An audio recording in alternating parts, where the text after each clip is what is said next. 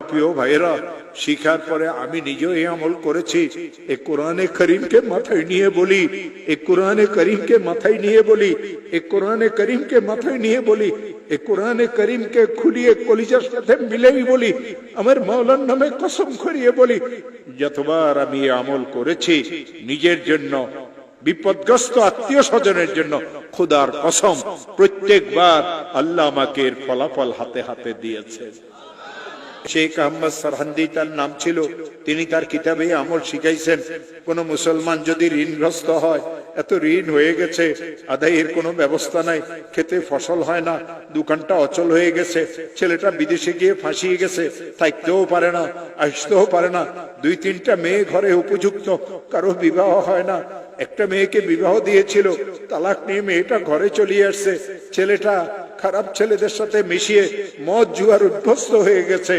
এই লোকটার পেরেশানির কোনো শেষ নাই, অনেক মামলা মোকদ্দমা তো সে ফাঁসিয়ে গেছে।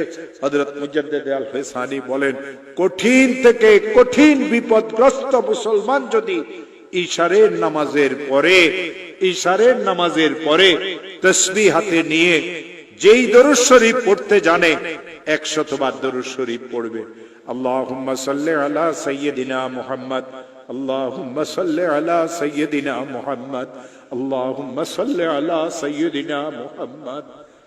আর 499 বার পড়বে লা হাওলা ওয়ালা কুওয়াতা ইল্লা বিল্লাহ। একবার পড়বে লা হাওলা ওয়ালা কুওয়াতা ইল্লা বিল্লাহিল আলিয়্যিল আযীম। আবার 100 বার দরুদ শরীফ পড়বে, হাত পাতিয়ে বলবে, আল্লাহ আমি তো মামলা মোকদ্দমায় ফেঁসে গেছি। হাত পাতিয়ে বলবে, আল্লাহ আমার মেয়েগুলির তো বিবাহ হচ্ছে না। হাত পাতিয়ে বলবে, আল্লাহ আমার একটা মেয়ে তালাক নিয়ে ঘরে চলে এসেছে।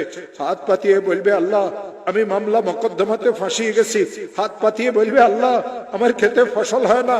হাত পাতিয়ে বলবে, আল্লাহ আমার ব্যবসাটা অচল হয়ে গেছে। হাত পাতিয়ে বলবে, আল্লাহ আমি সন্ত্রাসীদের দ্বারা কবলিত। হাত পাতিয়ে বলবে, আল্লাহ আমার ছেলেটা তো বিদেশে গিয়ে ফাঁসিয়ে গেছে। হাত পাতিয়ে দিয়ে বলবে, আল্লাহ আমার আরেকটা ছেলে তো অনেক খারাপ হয়ে গেছে, আমাকে মারধরও করতে চায়। মাওলা তুমি আমাকে বিপদ থেকে মুক্ত করে দাও। আমার হাতে কোরআন আছে। দেওবন্দ মাদ্রাসার একজন বড় মুহাদ্দিস হযরত মাওলানা মুফতি আমিন সাহেব পালানপুরি, তিনি আমাকে আমল শিখাইছেন।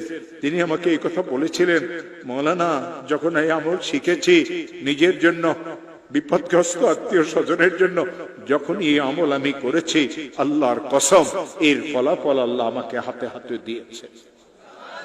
ও আমার প্রিয় ভাইয়েরা, শিখার পরে আমি নিজেও এই আমল করেছি।